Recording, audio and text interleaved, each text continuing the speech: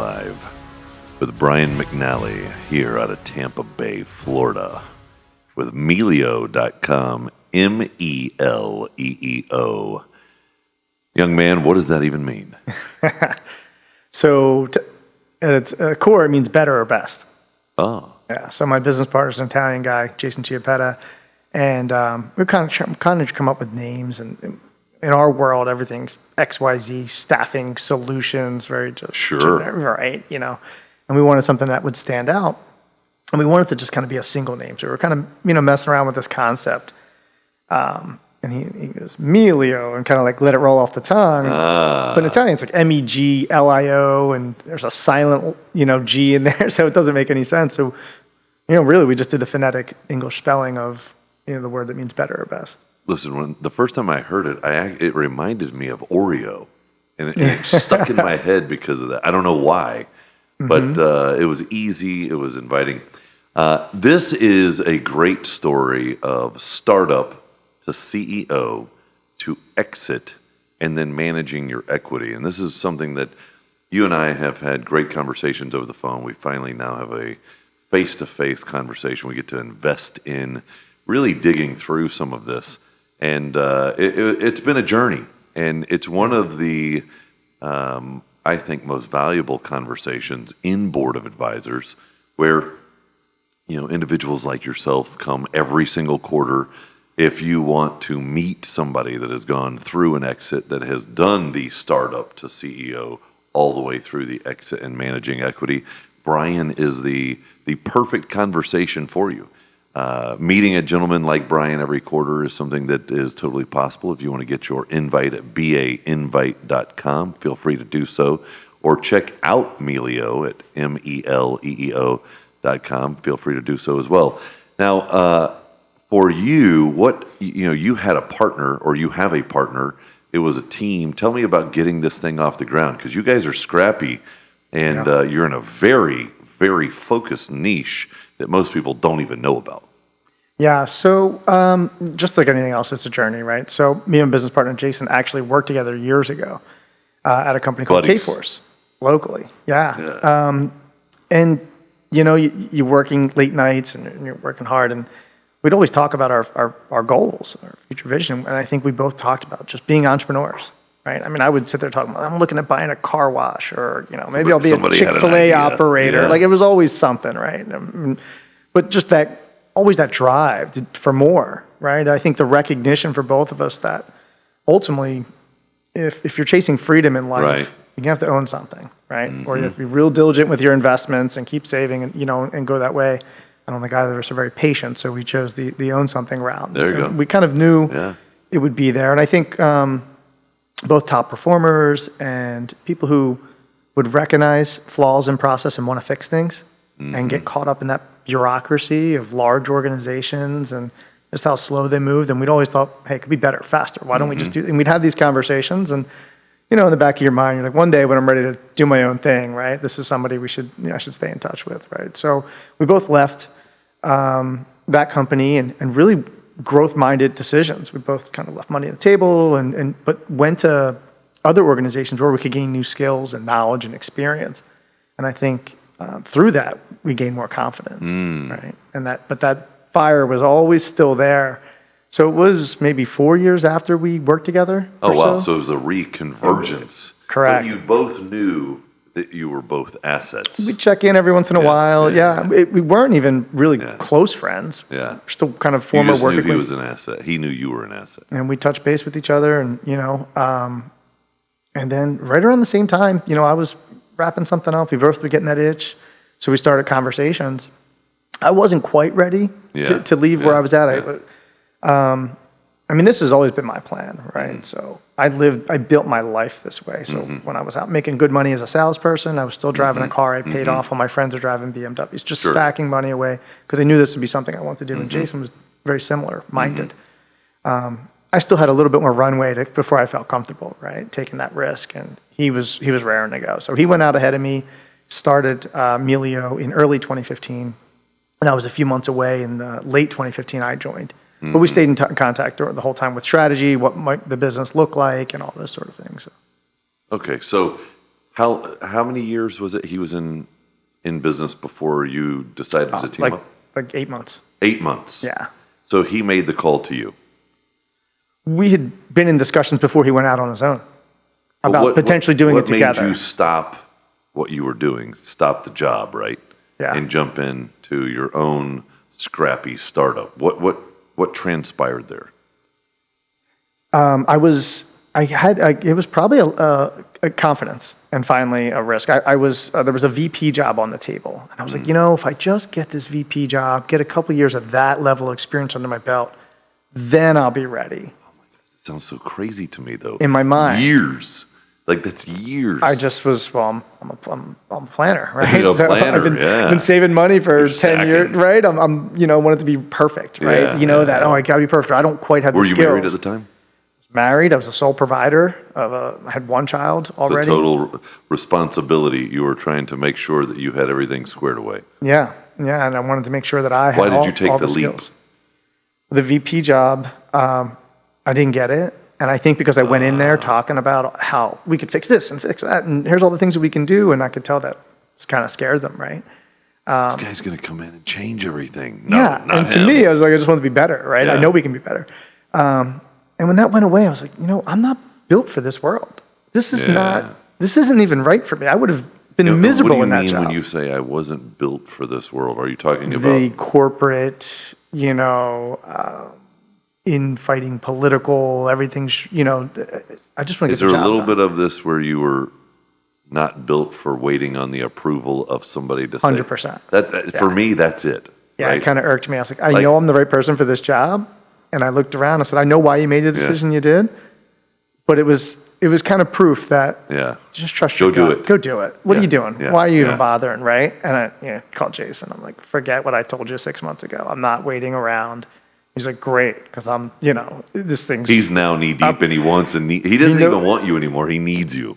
Yeah, well, it was funny. We had this conversation a little bit. We were providing some guidance to someone else, and I asked the question. I said, what made you really kind of go with a partner versus just trying to hire someone and that sort of thing? And he gave a really insightful answer. He's like, I needed someone to care as much as I do. Mm-hmm. And, and in hindsight, it was a great call for both of us. I don't think either of us would have gotten here to the level we did completely and on prudent. our own.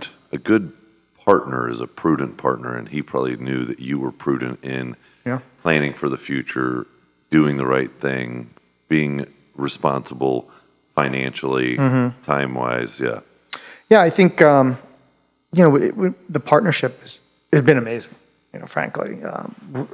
Almost 8 years together. How much paperwork on the front end, or was it a handshake? No, we were smart about it. Operating agreement in place from day one. Yeah. Which on exit, got to make sure you get with a good tax person and legal team. We just kind of threw one together. It was pretty good, kind of boilerplate, but down the road at exit, there actually came up with some issues in there with regards to taxation because of the way we structured it. Little things like that, but lessons learned. But we got through that. But yeah, we did the operating agreement, and we were very, like I said, prudent by the book. When we made sure if we were going to do this, we were going to do it the right way from the jump. Interesting. So he was about 6 or 8 months in. You guys joined forces. Obviously, there is a divide and conquer, I would think.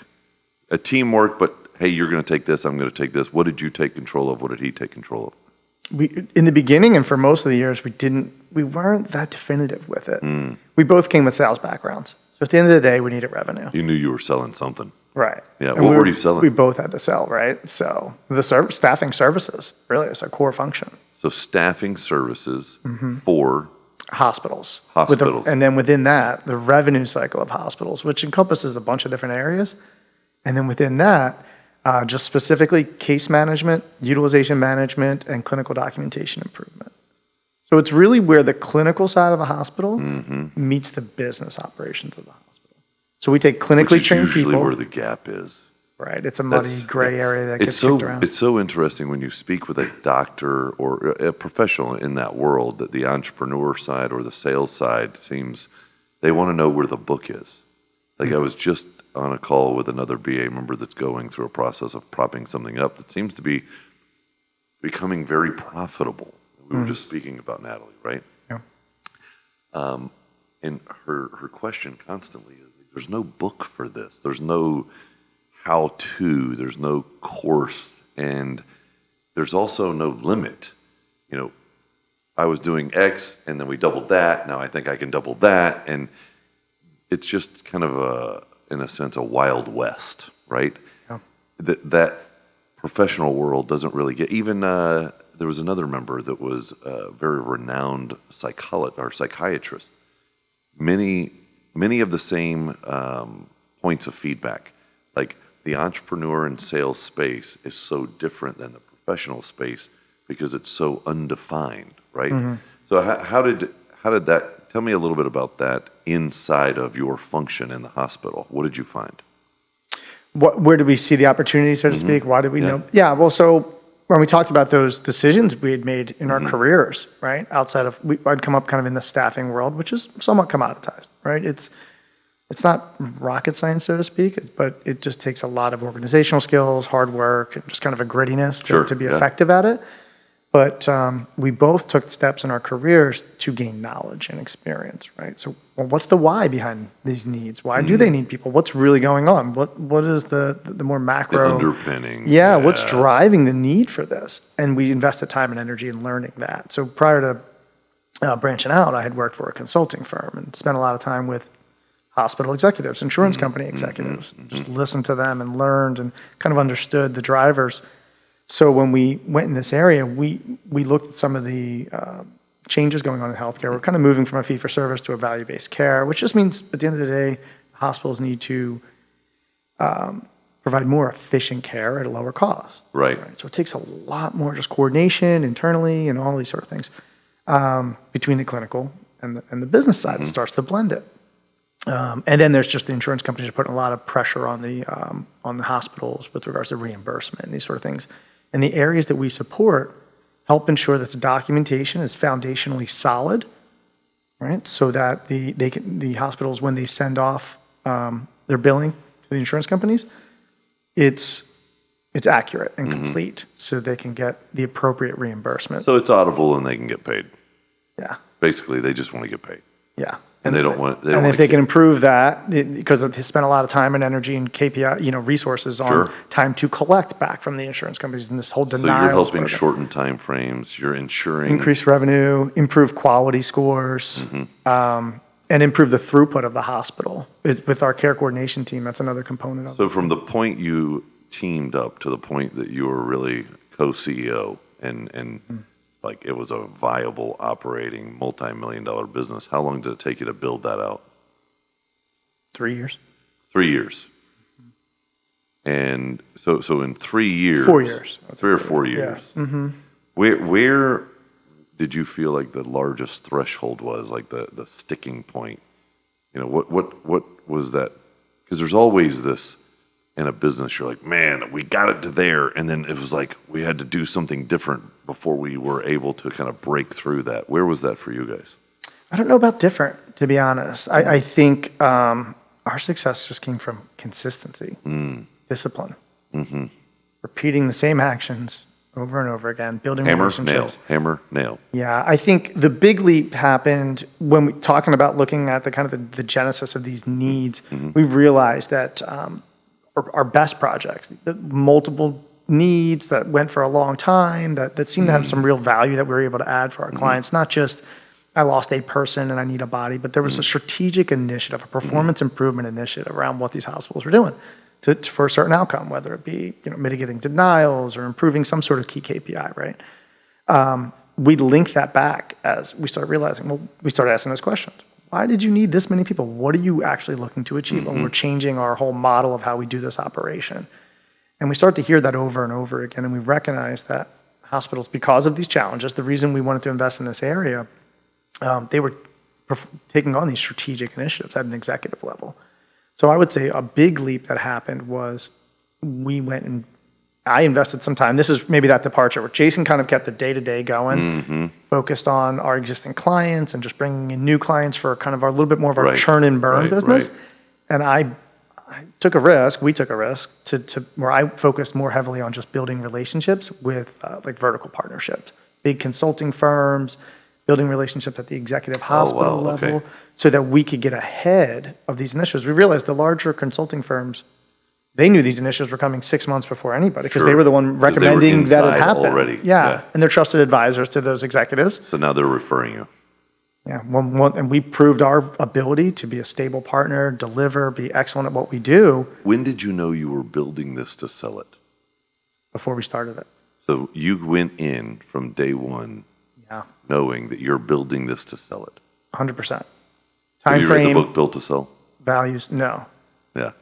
It's interesting that you say that because most of the time that's not how that works. I found that out later when we went to exit and people were surprised by the fact that this was by design. Yeah. That surprised me, frankly. It just seemed common sense. Well, you'll build a company differently if you are building it to sell it than you will if you're just building a company. 100%. Yeah. I mean, our design was, we knew that this was a burgeoning area, right, of opportunity. We knew we had the skills and the experience and the knowledge to deliver in it. And we also knew that some of the larger organizations out there were so focused on other areas and that for them to pivot and start building this up would take them a long time. So our strategy was, let's race out in front, be a leader in this space, and be a nice bolt-on for a much larger organization that wants to expand into this area. So from 0 to what year did you begin to say, okay, now we're ready for sale, we're going to market? Like how long did it take to get? Our target from before starting was our rough target, right? This is kind of our North Star. 5 to 7 years, $20 million in revenue. Okay. That was when we were going to lift our head up and say. So at year 5, where were you at? Well, we had a COVID year in there where we laid flat, right? So we were about 25 million. Okay. Yeah. So you were on target. Yeah. And we ended up exiting in year 7. And how long since when you decided to go to market? Well, actually, we never went to market. You never went. They approached you. We found a strategic partner. Yeah. So tell me about that then. Did you decide to go find a strategic partner? We did. So we took some time. We spent a lot of time in preparation, just talking to investment bankers, talking to just various folks who've been through it, right? I think there's a really important process, right? That I think most people don't take action on. Go out there, talk to people. There's a lot of free information out there in the world. If you're willing to pick up the phone, do some networking, ask questions. Gather the data. You know, this conversation is reminding me of the sharpening the axe before you're chopping down the tree. Right. It sounds like before you started, you sharpened the axe. You know, as you encroached through the development of the business, you were always sharpening the axe, which really led you down a path of execution, right down to even the exit itself. Yeah. You sharpened the axe with gathering data, making the decision, here's how we're going to do it. We're going to find a strategic. We're going to make ourselves valuable. We're not even going to go to market. I mean, this is a refreshing conversation to hear that somebody was strategic with their actions. You know, tell me a little bit about how did you find your strategic? So this is interesting. So our world, it's a small world. Sure. Right? We're highly competitive. We know a lot of the people at our competitors, right? So. Well, many times that's still the truth with everything. I mean, look at our organization. That would be true. I think it becomes true more often than not. Yeah. So walk me through that. So one of the guys at the place that Jason and I work together, his name is Barry Matthews, is the leader of the revenue cycle group at GHR Healthcare. Okay. And we've always stayed in touch. We're friends, right? Oh, so we sure. stay in touch. And he's over there. He's a competitor in some ways. He has complementary business lines as well. And so he had just gotten acquired by GHR. And so, and he was speaking, we were just out hanging out, dinner, and he talked so highly of the CEO, the organization, and you know that they left his culture intact. They let him run his business, which so was hugely he was a important. competitor. Yeah, but a friend. Competitor, but a friend. Directly the same space. Yeah. So when he was acquired, did you think, oh, that could be for us? I mean, was that a knee jerk? No, not directly, but it came up after. Yeah. You know, we'd known him, and we'd connected and just started asking questions. You know, and he told us that it went really well and all these sort of things. And Jason and I had seen some other businesses get acquired in our space where it was messy and didn't go well. The teams were miserable, and the people leading those integrations were miserable, and it just ultimately didn't. No one recognized the real value of the acquisition, right?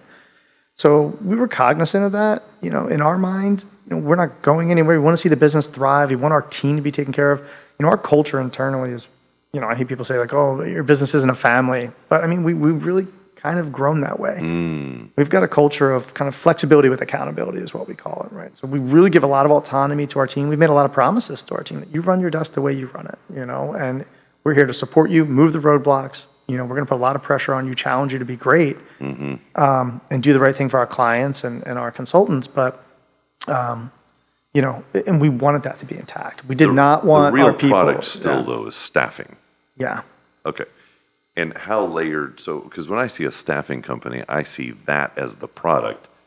That group of people aren't really on your team running the core business, right? There's kind of a layer there where they are the product, but you also have your own operations.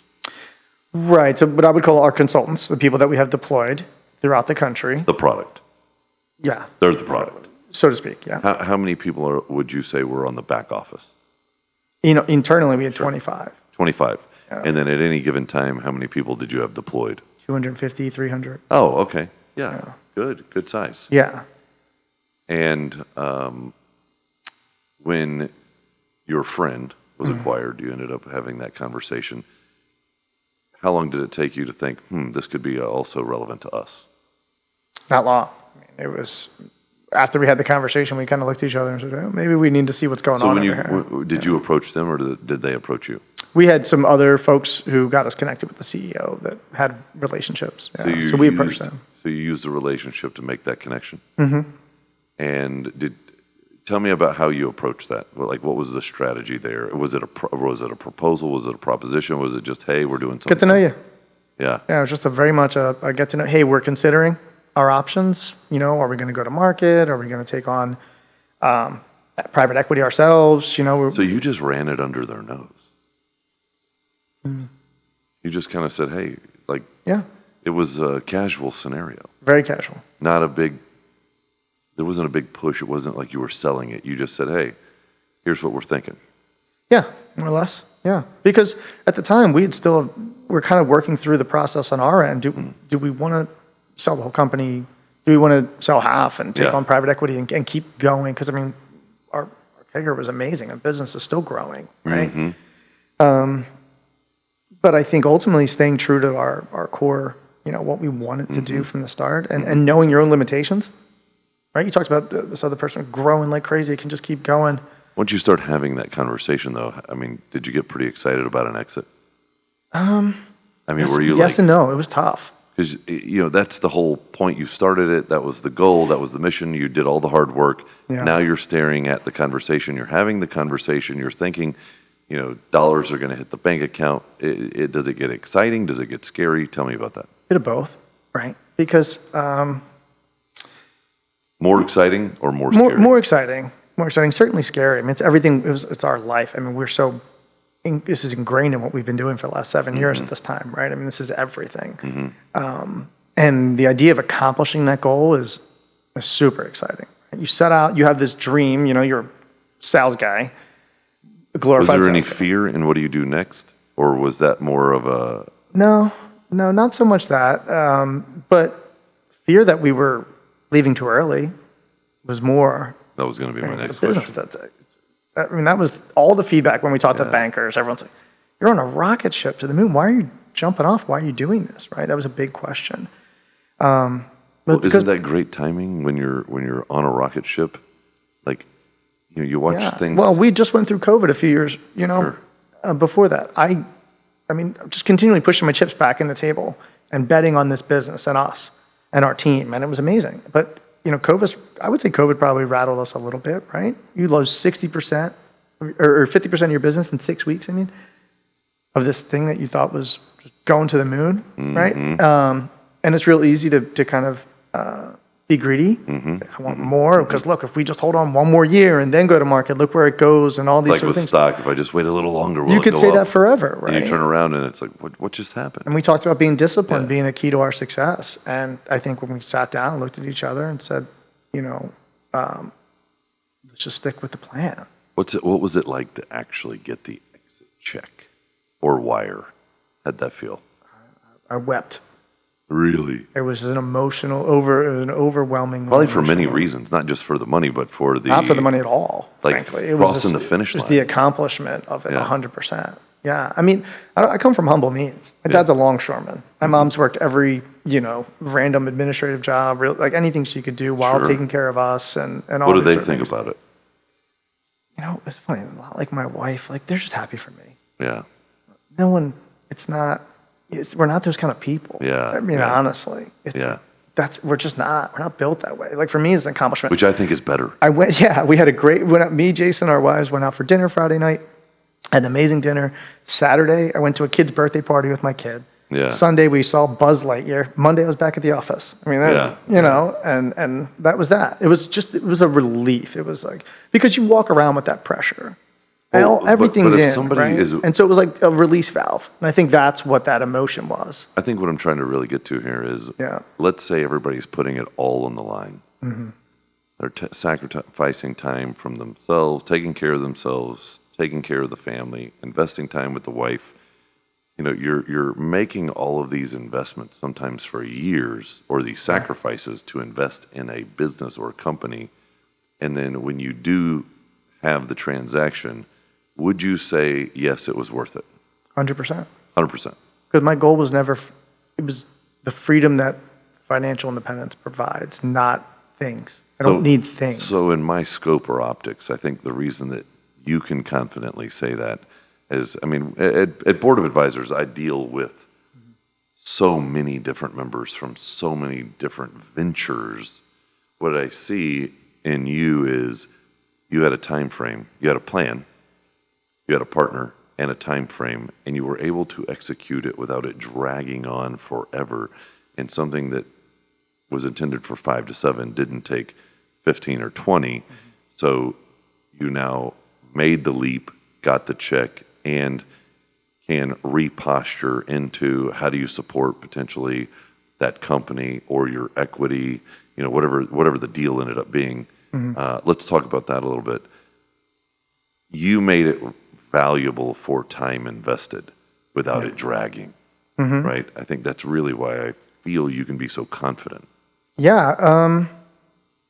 I talked to, when we were talking about this, when I was finding out that people start a business all the time and don't really have a plan for exiting and aren't really sure where they're going with it. Yeah, it blew my mind kind of, because it's like running a race. You wouldn't start a race and not know how long it is. Yeah. It's how fast do you run, right?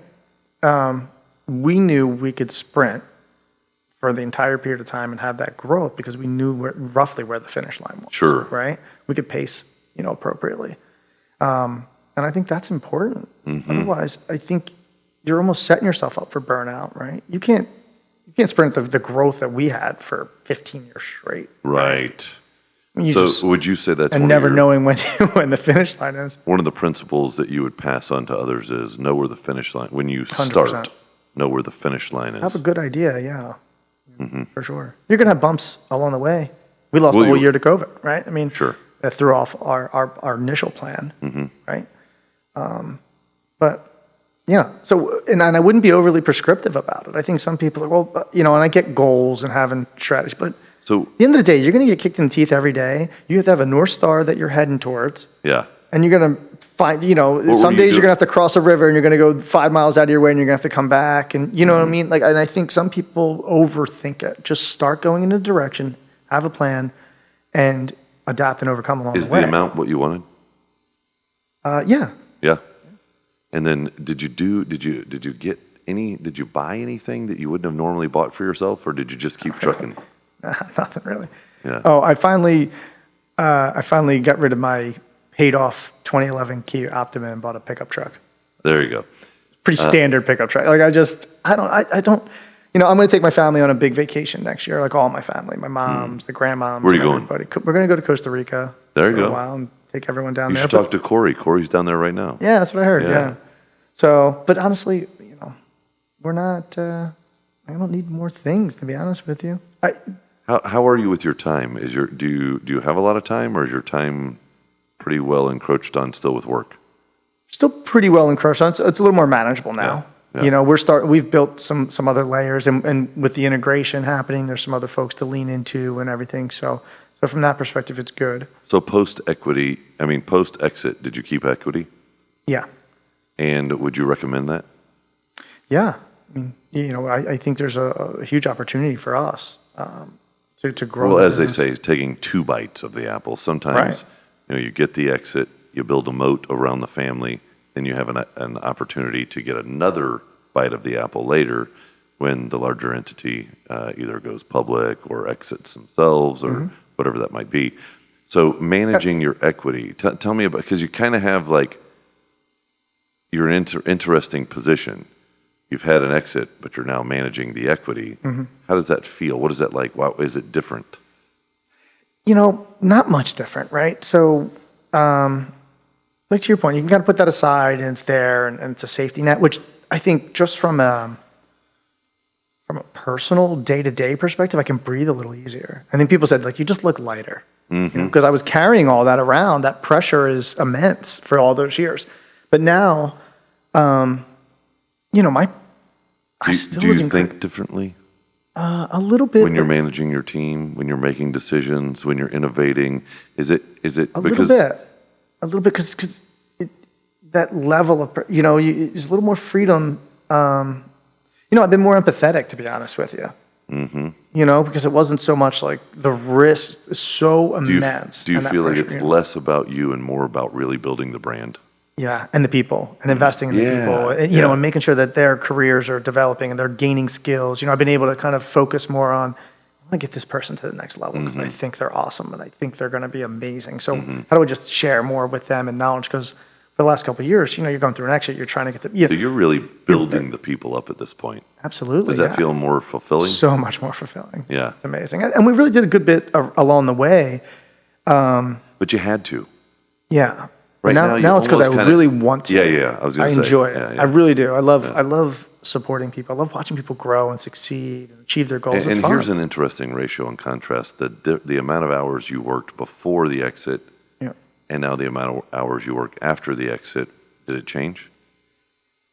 Not too much. Yeah. Shave off a few hours here that were mainly because of the exit and all the extra. You got legal and all. It's like having a second full-time job, right? But I'm kind of back to where I was before. But it's more the activities that I'm doing. The activities are more strategic in nature, right? So if you could give anyone advice on starting a company and working it through to exit, what would be your best advice? The best thing I would say is or your best don't do. Well, we talked about designing it with the end in mind. Sure. Because I think if you know where you're going, you can build it accordingly. I mean, there's the decisions we made along the way. Do we invest in a team member to do this, or do we invest in this technology? Do we need this? Do we hire this, or do we outsource it? Right? We outsource so much along the way because we don't need it. Stay lean and mean. This is what's core to our business. This is how we grow because this helps us achieve that goal. Right? Keeps you safe. Yeah, and so when you know where you're going, you can make smart decisions all along the way. And so for us, it was growth. Right? So when in doubt, we had to make a call. No, just this supports the growth goal. So let's do that. That's extemporaneous ultimately, and we can outsource that because when we get folded in somewhere, they'll have that, right? So big IT investments, marketing, things like that. We did all that kind of nitty gritty, resource outsource, things like that. And now that we have all that, we've got amazing teams that we partner with who are really helping us go to that next level, which I'm excited about. So you reach this exit, you now are really pouring back into the people. The brand feels good. You feel good about the brand. The brand probably feels even better about you. What are you doing with some of your personal time? I mean, I've heard you turned into a little bit of a ninja. Working on it. Mainly, I just try not to get choked out every day, but really investing a lot of time in Jiu-Jitsu and mixed martial arts. So and why did you choose that? Is it, it's you're like up at 5 like every day, right? 4 every day. Yeah. Damn, you got an hour and a half on me. Yeah. Why do you get up at 4? Let's start there. Well, because, people always say, oh, you don't have time to do everything. I kind of say bullshit. When do you go to bed? 9:30, 10. Okay. So I get 6 hours a night.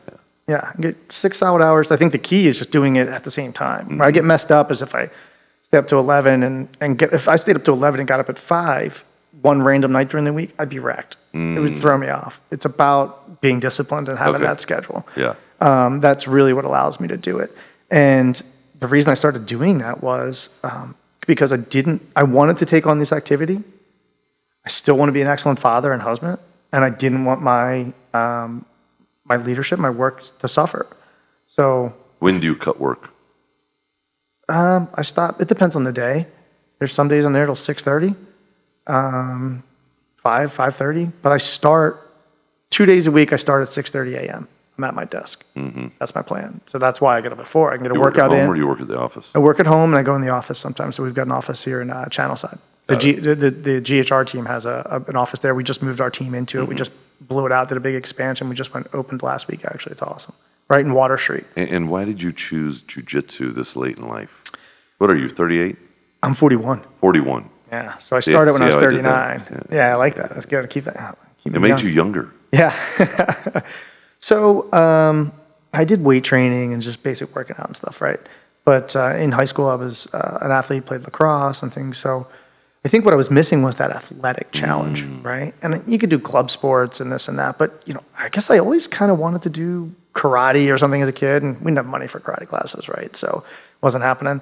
And it's just one of those things you just never thought about again. And then watching Karate Kid was your karate class. Yeah, right, right, exactly.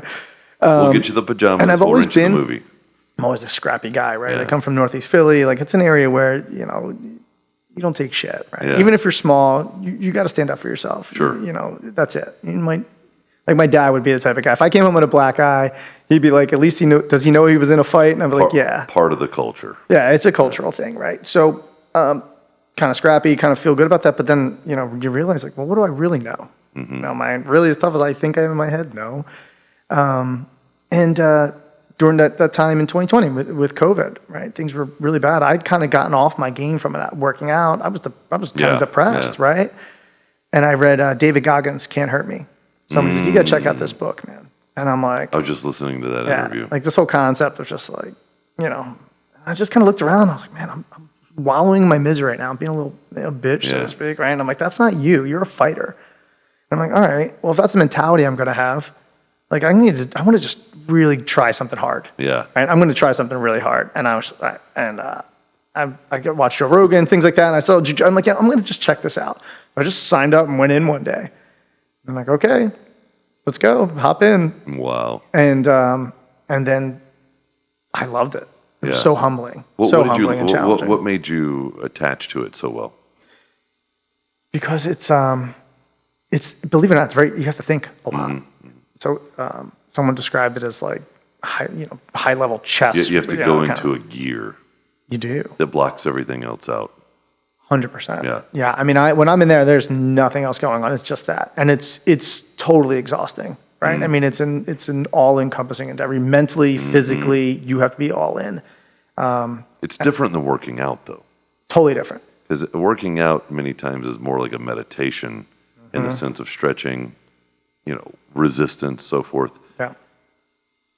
Martial arts is more, I mean, you're in a gear, you're mentally at max awareness, and you're physically in tune with your body at every moment, especially when you're in activity, right?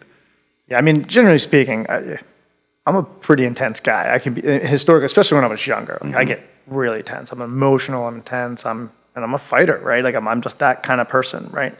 And then sports was always my outlet for that, and working out just didn't quite do it, right? But this is like an art. This isn't like hitting a ball. No, this is understanding a move. That's part of it, but then there's a level of intensity to it, right? You have to be all in.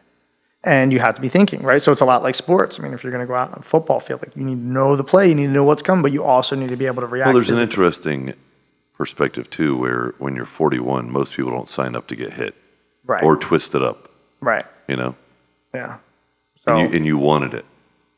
I think the best things in life come through adversity. Yeah. 100%. I think doing hard things that no one else wants to do yields the results that no one else can get. Profit comes from the pain. Absolutely, 100%. I live by it. I love it.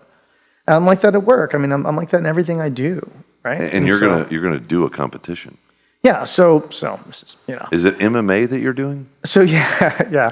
That's my plan. Are I you set a goal. So part of my process hold on. is this. Go So ahead. you got the shorts. You're going to pick out. You get your shorts. There's going to be like, do you have to think of a name? Probably. Yeah. We can kick the few around, but we'll see.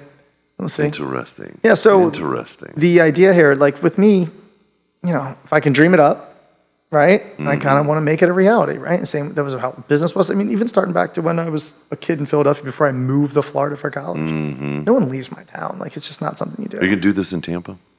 That's the plan. Yeah.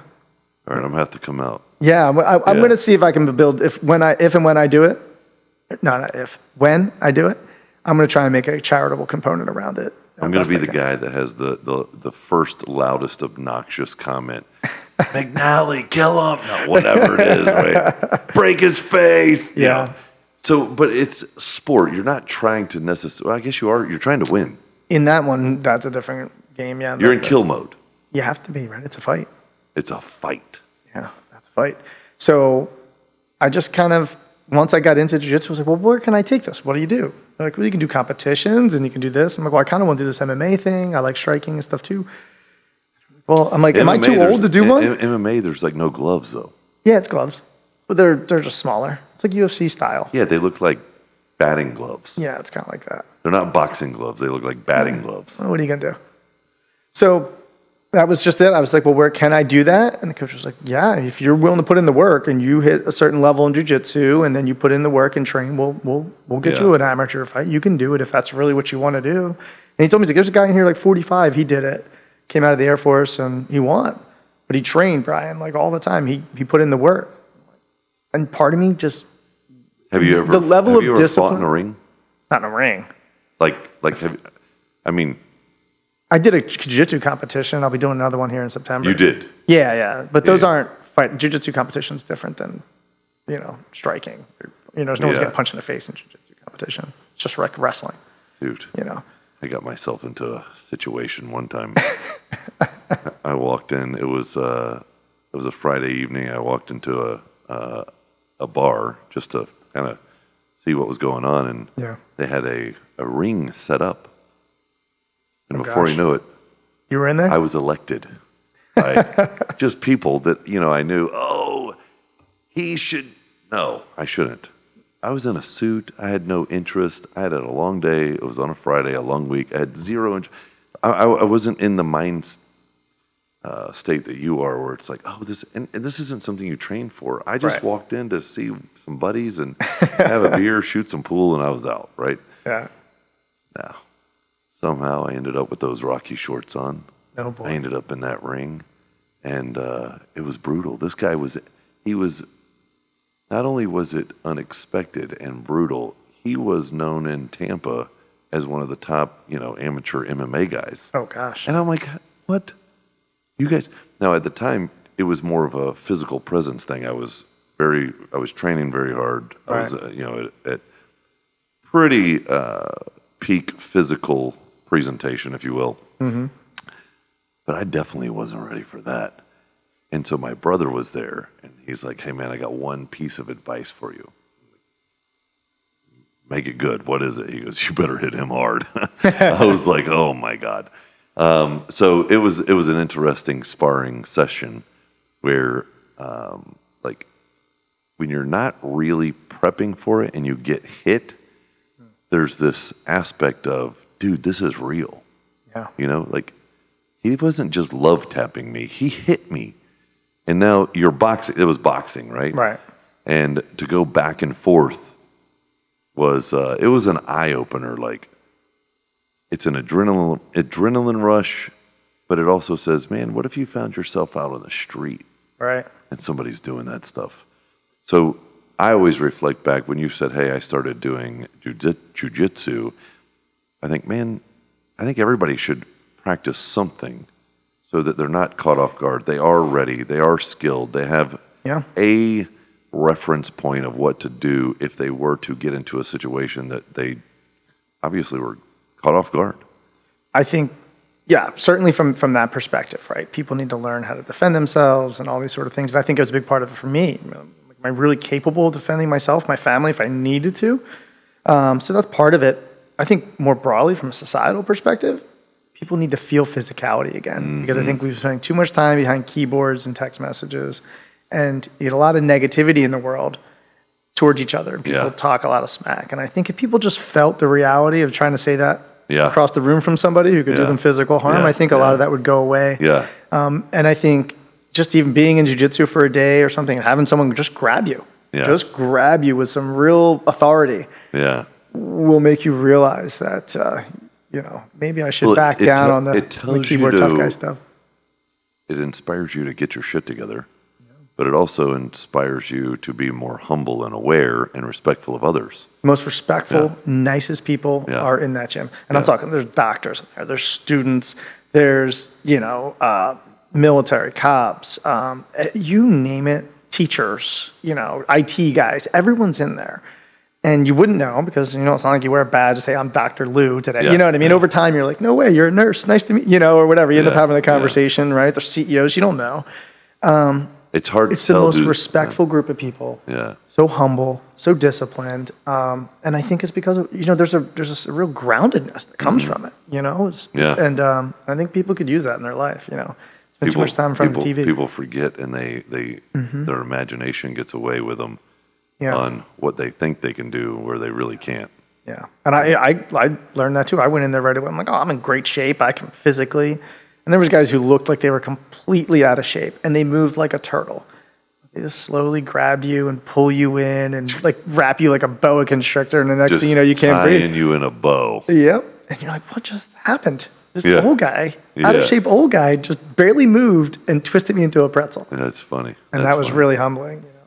And the thing with the MMA fight, I'll say this though, I think some of the underlying reason for me is to go through that and to train to do a fair fight is such an act of discipline, from diet to exercise. I mean, this is a multi-year commitment that I'm going to make to be in the shape and to learn the skill and to diet to be able to do this. And I think I want to just challenge myself to see if I can maintain that level of discipline enough to be successful at it.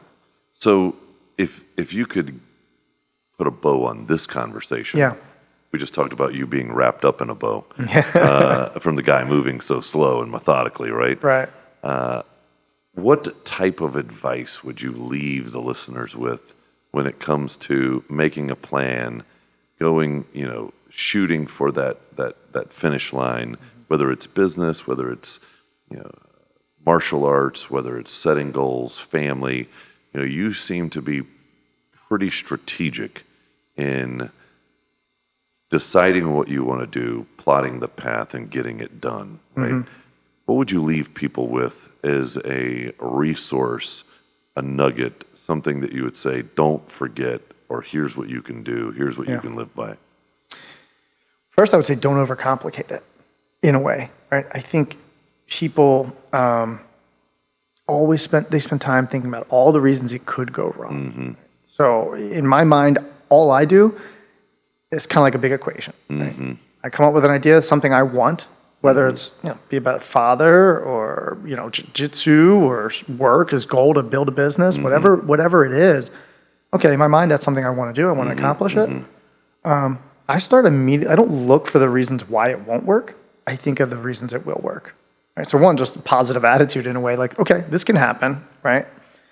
And then, it's kind of the dreaming part, right? Right. And then I'm going to take some time to learn, and I'm going to find these resources. And there's so much free stuff out there, books, YouTube, podcasts, you know, join a mastermind, network with people, right?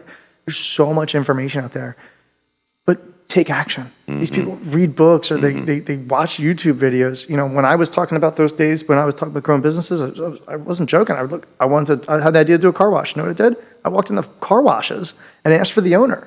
And then I called the owner, and I, believe it or not, they were so welcome. You know, I'll get on the phone, I'll talk to you about it. Yeah. I wanted to be a Chick-fil-A operator. I thought that was something I could do. I walked into the Brandon Mall Chick-fil-A, got the kid at the desk and said, hey, I need to find the owner. I want to talk to him. It was the next weekend. I was having free Chick-fil-A breakfast and talking about what that looked like.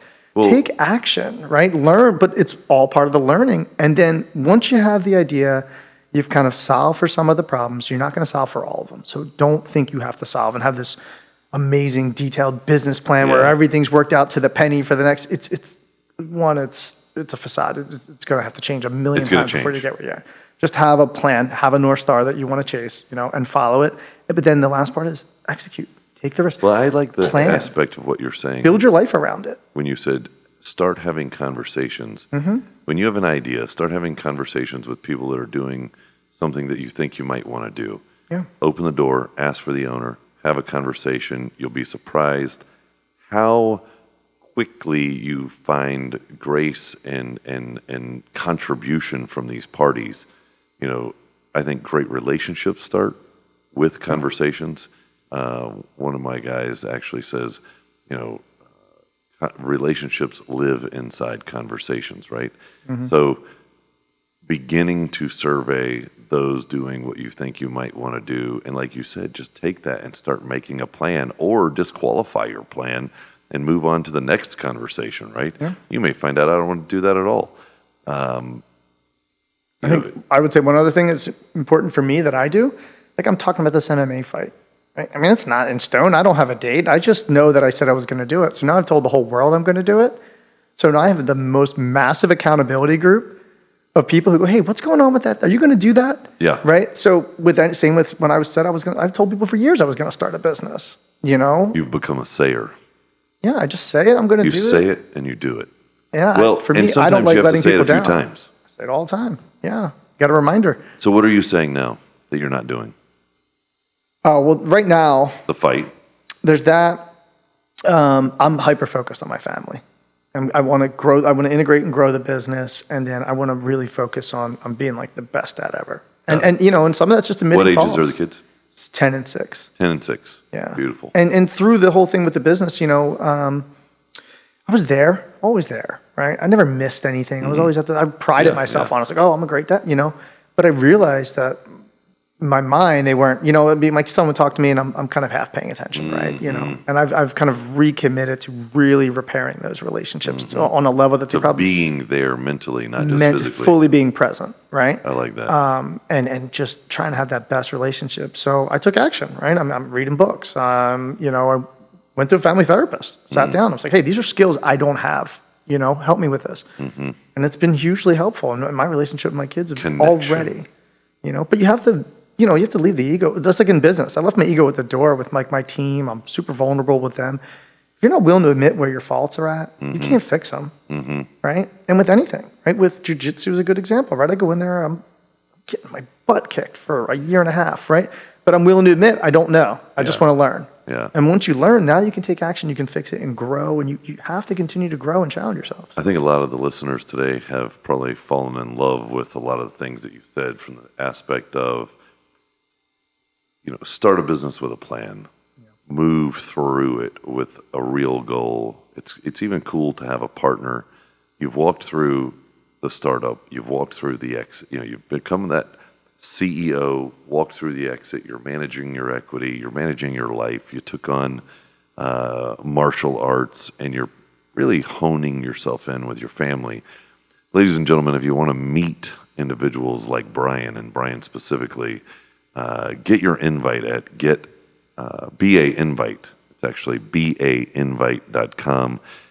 We have meetings every quarter, face-to-face engagements with the top founders, individuals that have done exactly what you're trying to do, and they're willing to really contribute to you. They want to see you grow. Brian cares not only about his family, his people, but he cares about you and helping you on that path of growth. Again, Meleeo, it's MELEEO.com as well. And, I for you, watching you, like when we go to the meetings, you're up 4 or 5 o'clock in the morning.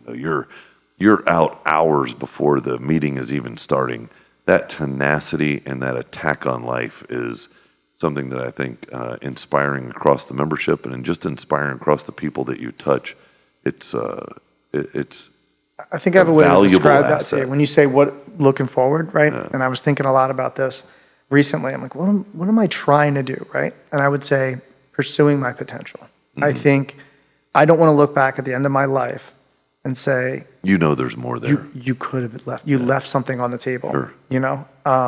and in all aspects of my life, whether that's business, whether that's my health, like I said, my wife and my children, my friends, my family. Like, I want to pursue how great can I be at everything? Sure. Why not? Why would I not, operate at my peak performance and reach my true potential? And I don't think you ever really can, but I want to feel like at least that I left everything on the field, You explored it. You tried. You left it all on the mat. 100%. I feel better when I do. When I have a day where I've left everything out there and I felt like I've really had a great day, I feel better. When I know I didn't work my hardest, I'm not comfortable. Great conversation, buddy. Thanks, Mike.